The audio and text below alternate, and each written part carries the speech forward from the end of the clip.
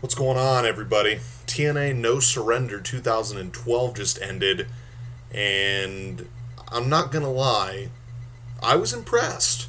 There were a lot of things going on with that pay per view, or with this pay per view leading up to it, that I was looking forward to. The Bound for Glory series, which has been going on for the last 3 months or so, has really been compelling. They did it a little bit differently this year than they did in previous years.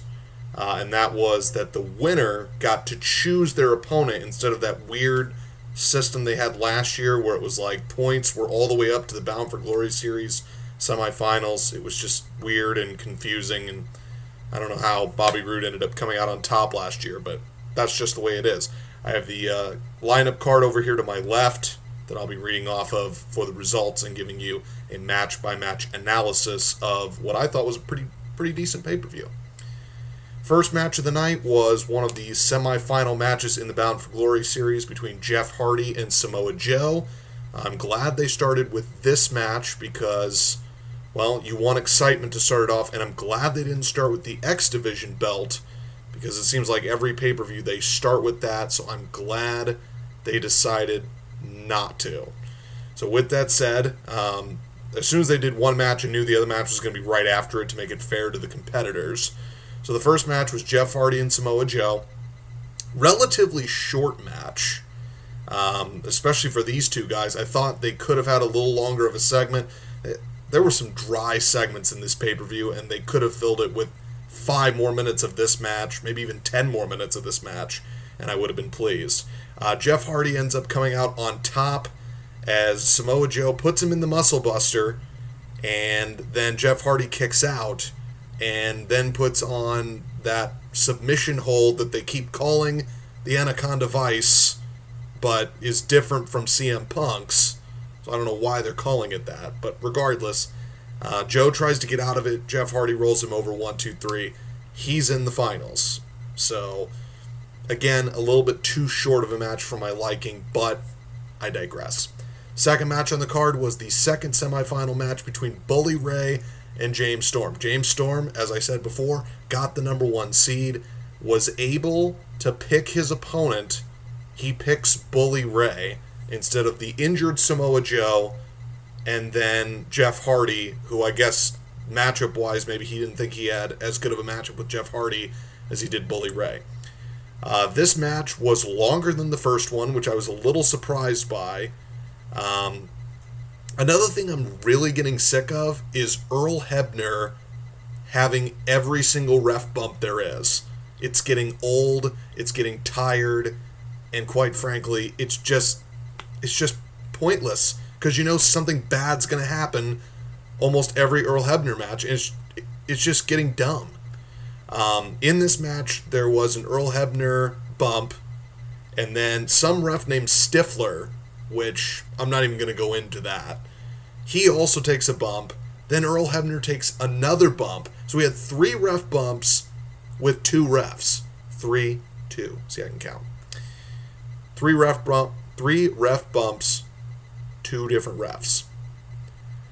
Good match. I don't think we needed them. But then James Storm hits Bully Ray with the super kick. And all of a sudden, who comes out? Bobby Roode. Hits Storm in the back of the head with a beer bottle and pulls over Bully Ray. 1, 2, 3. Bully Ray in the finals. I'm not upset with it. I thought James Storm, it was going to be his time again, but not upset by it. Again, the ref bumps, unnecessary. Bobby Roode getting involved, that makes sense. It kind of took away from the match a little bit, but I liked it. And so Bully Ray wins the match. He goes on to the finals later in the night. Third match on the card was Miss Tessmacher and Tara for the Knockouts Championship. Well, this was pretty easy to call because Tara beat Miss Tessmacher a few weeks ago on Open Fight Night. So, of course, they were going to challenge for the belt here. It's a little sloppy. I mean, Tara basically had to carry the match, but that's not a big surprise. Miss Tessmacher is getting better. Remember, Extreme Expose, she just got dismissed, and the WWE got Layla and Kelly Kelly out of that. But Miss Tessmacher's getting better. Should she have beaten Tara? Well, Tara had her up in the Widow's Peak, and Miss Tessmacher rolled out of it and got the 1-2-3. Taryn Terrell being the official, it's eye candy. I'm okay with it. It works. Brooke Hogan being in charge of for the Knockouts division, it's better than Karen Jarrett. That's all I'm going to say. So Miss Tessmacher retains.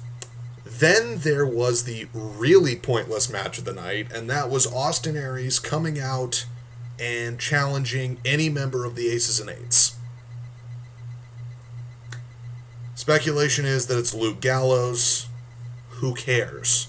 I'll care when they're revealed, which probably won't be for Bound for Glory, which I get it, but Aces and Eights really, I mean, they were a factor. I'll get to that in a second.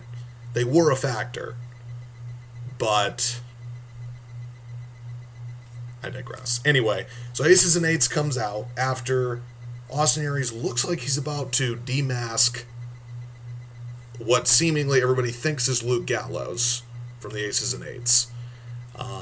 Apparently the Aces and Eights come out, TNA Locker Room comes out. Apparently Jeff Hardy gets picked up by somebody and his shoulder is rammed into the post, in which Bully Ray, the first person to see this, which hints at a little bit of a backhanded deal maybe, but nevertheless, he's the first one to tell Hogan that Jeff Hardy's hurt. So then there's the whole lock down the building, ban everybody, get these unnecessary cops that are just going to take up time when we could have had matches. And then Taz and Mike Tenay have to quickly go to some X Division package, which then led us to the next match, which was Zema Ion against Sanjay Dutt. Which, for anybody that doesn't remember, which by the way, before I get onto this match, the fact that the announcers were saying that this would be Sanjay Dutt's first X Division title run, are you kidding me? Are we just forgetting people now? Sanjay Dutt being bald, I like it because his hairline is going. So with that said, it works. Apparently in the X Division match that happened, what was that, a pay-per-view ago? It was the pay-per-view that was all X Division. Sanjay Dutt separated his shoulder. So then he got this title match again from Zema Ion, who, that whole Jesse Sorensen thing, it still bothers me. But nevertheless, Zema Ion, Sanjay Dutt, solid match. And from there, yes, it was high-flying. Yes, there were good moves. You thought Sanjay Dutt might have a chance, but Zema Ion in the end comes up with that move where he puts it up on his back and then slams you that way. It's a good move, and I like Zema Ion. But Sanjay Dutt, he's there. It was a good match. I'm not going to say it's bad. I'm kind of making it seem like it's bad. It's not. I'm happy with Sanjay Dutt. I wish they would do more with the X Division in terms of making sure that we get to see different guys. You can keep Zema Ion as the champion for months, but I hope we get a new style of guy that he continues to beat. So we'll see. Then there was the throw-in match of the night, which happened last week on Impact, or 4 days ago. TV 4 days ago. Magnus, who lost his tag titles with Samoa Joe, now going on this singles campaign where he starts interrupting people and starts cutting promos, which I'm fine with because I like Magnus. I did like the British Invasion. I think that could have lasted a little bit longer, but nevertheless. Doug Williams isn't in TNA, and Robbie T has a really good thing going with Robbie E, so they got to find something to do with Magnus so they haven't feud with Rob Van Dam. Which, as much as I love Rob Van Dam, and as much as I love the older guys being in TNA, this match did not go the way I think it should have gone. Rob Van Dam, of course, does his few moves that excites everybody. Magnus plays to the crowd the whole time, and that's his gimmick and whatever. So, Magnus comes out, puts on a good show. Rob Van Dam comes out, puts on a good show. Decent match. Rob Van Dam wins the match. which I don't know what that does for Rob Van Dam. I know it kind of ruins the whole Magnus interrupting and beating up people, but why am I not surprised that TNA derails momentum like that? I'll get to that in a second. Then we had arguably the best match of the night, which was the tag team match between Daniels and Kazarian, and then the newly formed team once again of AJ Styles and Kurt Angle, which wasn't as random as I thought initially it was, but I then failed to realize that those two were tag champions, and then they lost them like 4 nights after they won them. That's TNA for you, unfortunately. Great match.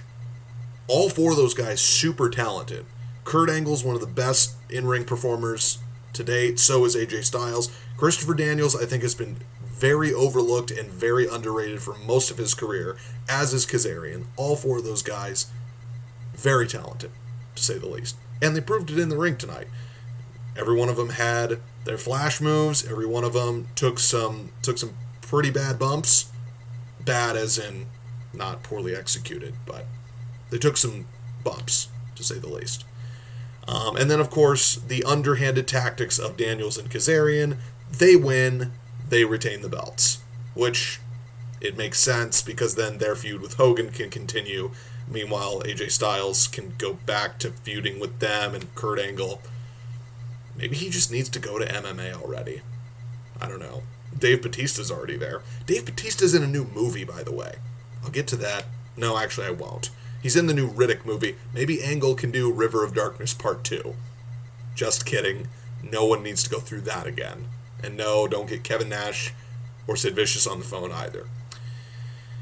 Then we had the Bound for Glory series finals, which for any of you that look at a clock during a pay-per-view, you noticed that that match, there were like 45 minutes left in the pay-per-view, or maybe like an hour left in the pay-per-view, and that match was going to start. It's the only thing that was left. So you're thinking, okay, aces and eights are going to come out, or somehow whoever's behind it's going to come out, or something's going to happen. No, instead we see Bully Ray cut a promo, which, by the way, as much crap as Bully Ray gets as a singles wrestler, he's one of the best heels in that company. He's one of the best things they have going heel-wise. So for all those people that say he sucks, he's not a singles competitor, he's not ready for that, I disagree. Especially since Devon's now out of TNA, which I don't know what that does to the television title. Oh wait, it's still irrelevant.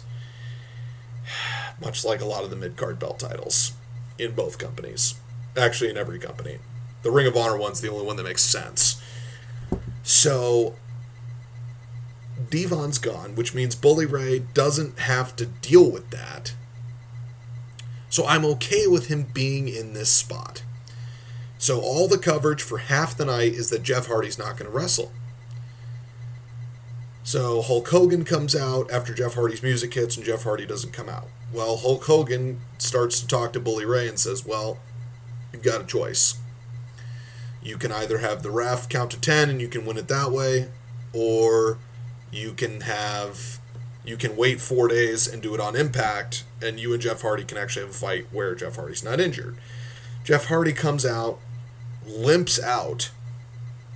Bully Ray beats the mess out of him. And then you're thinking, oh no, they're not going to do what I think they're going to do. Bully Ray has all this momentum, right? One of the best heels in the company. He beats the tar out of Jeff Hardy, who had been injured the whole night. They even talked about how bad his injury was. Hulk Hogan has to come out and say, let's delay it 4 days.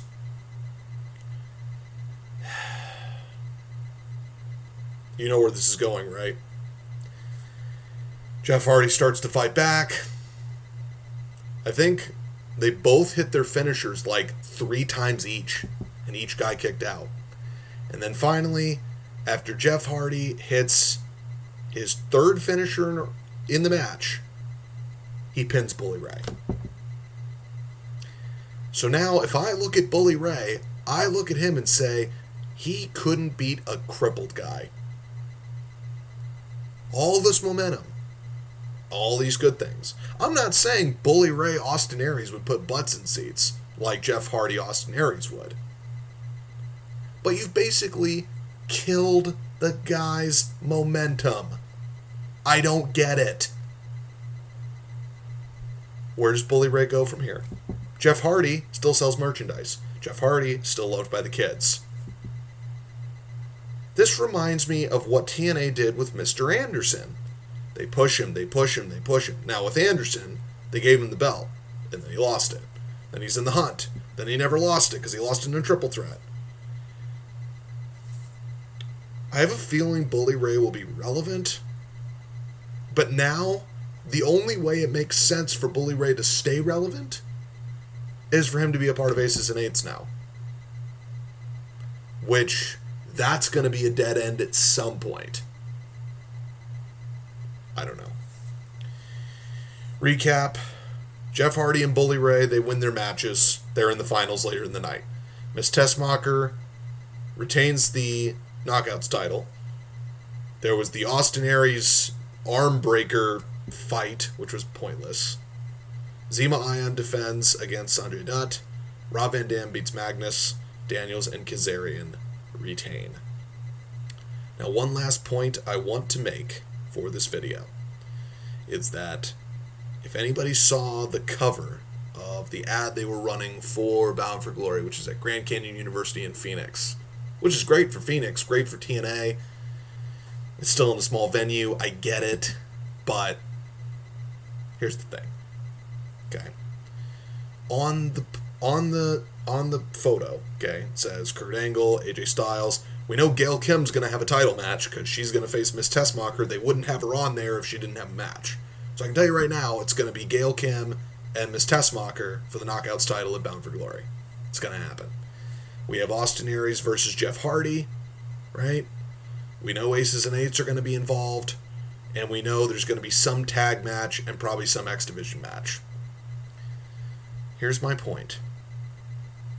When you're building a pay-per-view, from the pay-per-view before, don't you want to leave a little bit of suspense? Okay? I get that Jeff Hardy sells tickets. I get that. I do. But is that what's really good for business? Now you have two faces. Now you're going to have Austin Aries not be cheered. Jeff Hardy's going to be cheered. Sure, you'll still have your people that root for Austin Aries, but now you have a face against a face, which I realized that in my perfect world I would have had James Storm in that spot, which now it looks like James Storm and Bobby Roode are going to have a match at Bound for Glory, which will be a fantastic match, and I guess it makes sense, but kind of kills the whole James Storm being world champ again thing. So we'll see. That is my 2012 No Surrender review. I'm going to try and make more of these. WWE has a pay-per-view coming up, Night of Champions. Make sure to tune in for that. Check me out at YouTube, Under the Wire, or is it UnderTheWire85?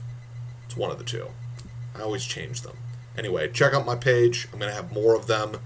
Until then, enjoy Raw, Impact, and SmackDown. I'll have my preview on Saturday for Night of Champions on Sunday. Take it easy.